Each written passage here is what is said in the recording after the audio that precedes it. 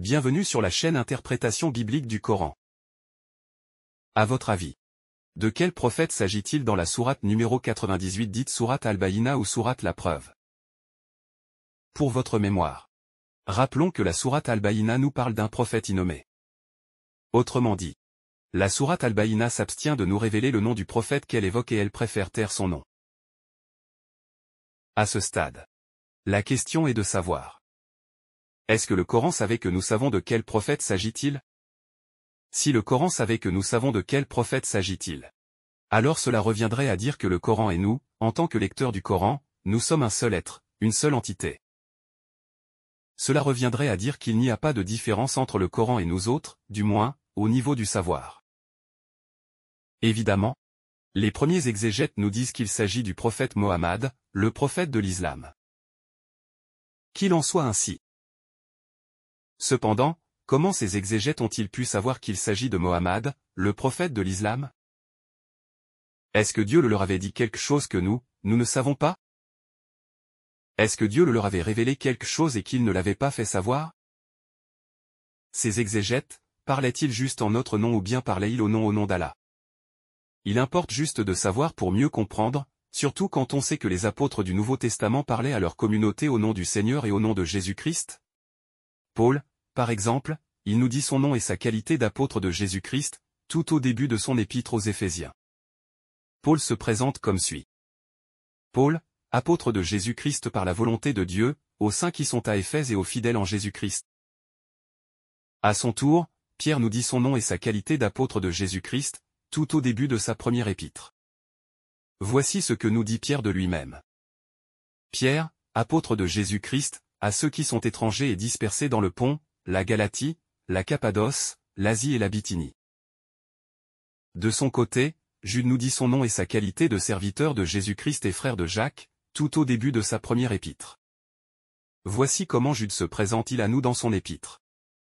Jude, serviteur de Jésus-Christ, et frère de Jacques, à ceux qui ont été appelés, qui sont aimés en Dieu le Père, et gardés pour Jésus-Christ. Fin de citation.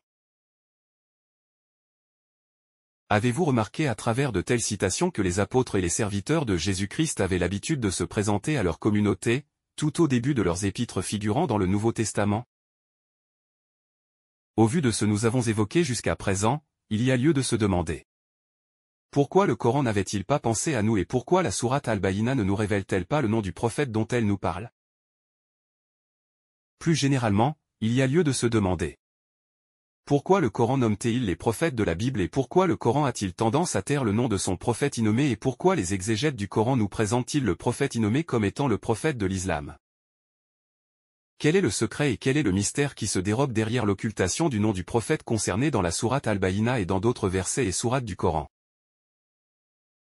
Vous n'êtes pas sans savoir que, grâce au Coran, nous connaissons pratiquement tous les prophètes d'Israël.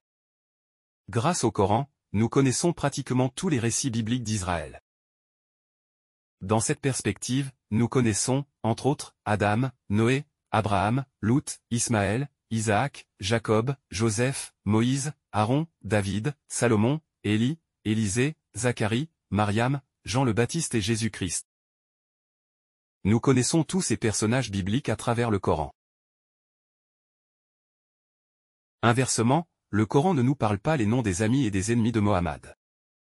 Le Coran ne nous donne pas les noms des amis du prophète de l'islam. Nous ne trouvons dans le Coran ni Waraka ibn Nawfal, ni Abu Bakr as-Sadiq, ni Omar ibn al-Khattab, ni Othaman ibn Affan, ni Bilal al-Habashi, ni Khadija fille de Khuwaylid, ni Aïcha fille d'Abu Bakr, ni Hafsa fille d'Omar ibn al-Khattab, et ainsi de suite. En somme, pourquoi supposer que la sourate Al-Bayyina nous parle du prophète Mohammed alors que le nom du prophète Mohammed n'est pas mentionné dans cette sourate? Supposer que la sourate Al-Bayyina nous parle du prophète Mohammed reviendrait à construire sa lecture et sa compréhension du Coran sur la base d'une supposition et non pas sur la base d'une connaissance scripturaire émanant du Coran lui-même. À ce stade, il y a lieu de se demander si le défaut émane du Coran ou bien du cerveau humain. Si l'on suppose que le défaut émane du Coran, nous devons nous rendre compte que la sourate Al-Bayyina devait avoir sa propre logique et ses propres raisons que, nous autres, nous ignorons pour le moment.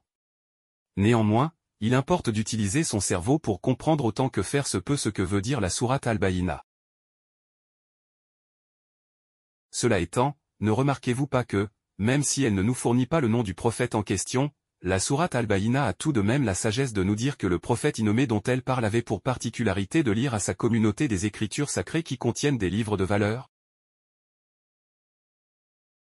Au vu de cette information significative, nous pouvons nous interroger de la façon suivante. Si l'on suppose que le prophète innommé dans la sourate Al-Bayyinah est bel et bien Mohammed, le prophète de l'islam, alors comment se fait-il que le prophète Mohammed lisait des écritures sacrées contenant des livres de valeur? Autrement dit, Mohammed lisait-il à sa communauté le Coran que tout le monde connaît ou bien lisait-il à sa communauté d'autres livres considérés comme étant des livres de valeur? Dans cette logique, comment imaginez-vous la valeur du Coran quand le Coran considère d'autres livres comme étant des livres de valeur? En poussant un peu plus loin le questionnement et la réflexion, nous pouvons conclure qu'il n'y a rien dans la sourate Al-Bayyinah qui nous signifie que cette sourate nous parle du prophète Mohammed. Bien au contraire, la logique des choses nous amènerait à conclure que le prophète innommé de la sourate Al-Bayyinah lisait des livres de valeur à sa communauté qui connaissait de tels livres de valeur.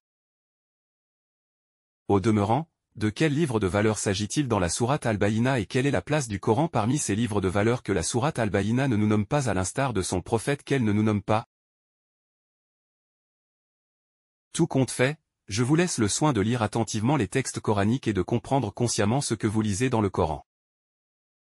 Ce faisant, faites la différence entre ce que vous disent les textes coraniques et ce que vous disent les exégètes musulmans. En attendant, je vous donne rendez-vous à la prochaine édition. Au revoir les amis.